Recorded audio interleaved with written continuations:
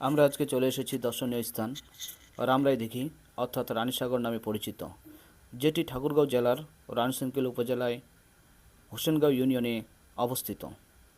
আমাদের রানীশংকেল উপজেলা সদর হতে 3 কিলোমিটার দক্ষিণ পশ্চিমে অবস্থিত।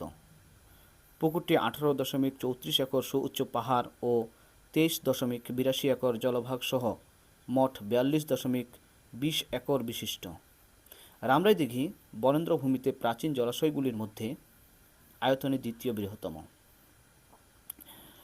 বন্ধুরা, এই রামরাইদিঘিতে প্রতিনিয়তই প্রচুর পরিমাণে পর্যটক ঘুরতে আসেন। আপনাদের যদি আমি কিছু অংশ দেখাই,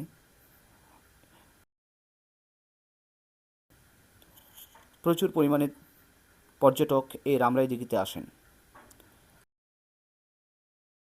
ঘুরতে আসেন এই রামরাইদিঘিতে। ঐতিহ্যবাহী এই রামরাইদিঘি বেশ প্রাচীন ও পুরাতন। রানীশংকেল রামরাইদিঘি ঠাকুরগাঁও জেলার সবচেয়ে প্রাচীন ও বৃহৎ দিঘিটি 500 থেকে 1000 বছরের পুরাতন হতে পারে। আমরাও ঘুরতে চলে এসেছি এই রামরাইদিঘিতে। এই রামরাইদিঘির চতুর সাইডে প্রচুর পরিমাণে গাছ লাগানো হয়েছে।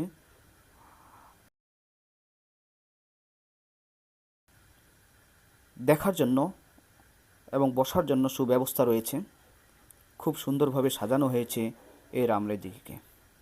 আপনাদের যদি আমি দেখাই, রামরাইদিঘির পাহাড়ের চূড়া থেকে ভিডিওর মাধ্যমে আপনাদের দেখাচ্ছি কত সুন্দর সবুজ প্রাকৃতিক পরিবেশ, মনোমুগ্ধকর, আসলে খুবই ভালো লাগে। এবং রামরাইদিঘির অপর সাইডগুলোতে যদি আমি দেখাই, ফসলে ভরপুর, কত সুন্দর লীলাভূমি, আসলে অপরূপ আমাদের এই বাংলাদেশ। এই বাংলাদেশকে প্রতিটি অংশই যেন সুন্দর, সমৃদ্ধ এবং ভালোবাসায় ভরপুর। সত্যি অসাধারণ আমাদের এই বাংলাদেশ।